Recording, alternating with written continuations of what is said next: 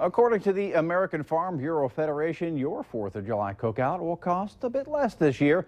The Farm Bureau says a cookout of Americans' favorite foods, including hot dogs, cheeseburgers, pork spare ribs, potato salad, baked beans, watermelon, lemonade, and chocolate milk, that'll come in at less than $6 per person.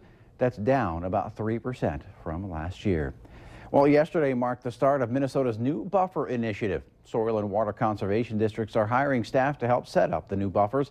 Now, these employees will also enroll eligible landowners in federal funding programs. The law will go into effect over the next several years as farmers and landowners begin adding buffers to their properties. Wisconsin farmers are breathing sighs of relief as severe storms and hail miss their homes, keeping their corn crops intact. As we approach this Independence Day, it's time to revisit an all-American corn farmer adage. The eye by the forest. Adage. I think we made it. Turned on its ear. Travis Most and his family grow more than 700 acres of corn near Prescott, Wisconsin. That's his dad, Phil, in this very cornfield 1 week ago. And in the same spot yesterday. That was 1 week. That's what heat and moisture does now. Not just moisture, but perfect amounts at the perfect time. A government crop report reads like Goldilocks. Nearly 9 in 10 Minnesota farmers reporting soil moisture just right. Contrast that to a large swath of the country, from Texas to the Midwestern Corn Belt, where saturated fields have flooded out crops and kept some farmers from planting. As a result, prices for corn and soybeans have started rising, putting farm families in Minnesota and western Wisconsin in an even better mood. That always helps. Travis Most corn is weeks ahead of last year's crop. This is one of the best years I remember. Listen carefully, says another corn farmer adage, and you can practically hear it grow. With one final adage to put it all in perspective. It ain't a crop till it's in the bin, but it's looking good so far. A favorable spring allowed the Most families to get their corn planted a month earlier than they did last year. Well, it's a tribute to a classic game. The Iowa State Fair says a butter monopoly sculpture will stand by the world-famous butter cow this year. Now, this year marks the 80th anniversary of the game.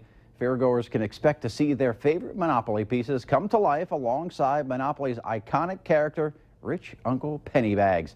This year's Iowa State Fair runs August 13th through the 23rd. Well, California could become the first state in the nation to ban farmers from using over-the-counter antibiotics in livestock and poultry. Now, the idea is to make what's on our plate safer and fight resistance to antibiotic drugs. Reporter Steve Large has more.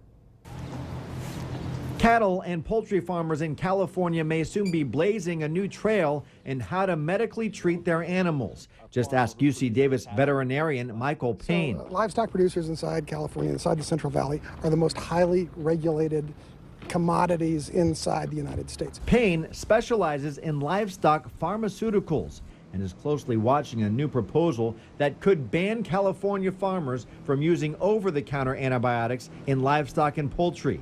Prescription-only antibiotics would become law as a way to reduce resistance to the antibiotics in people. It doesn't matter where or how you use antibiotics. If you use them in children, if you use them in pets, if you use them inside livestock, you're going to be promoting some sort of resistance. It's that old adage, you are what you eat. And new studies show overuse of antibiotics on the farm may be going onto store shelves and onto our dinner plates. You know, this is a global problem, and we have to solve the problem to make it work. State Senator Jerry Hill wrote the bill banning over-the-counter antibiotics on farms. I think people are realizing, especially when you look at the numbers, when you look at 23,000 people, that's 23,000 deaths from antibiotic-resistant bacteria, that there's nothing that could be done. We know we need to do something. A California bill changing how we care for what we eat.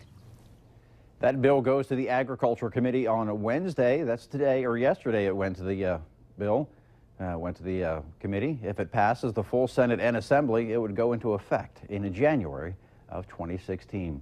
Coming up right after the break, we'll take a full look at your weather forecast.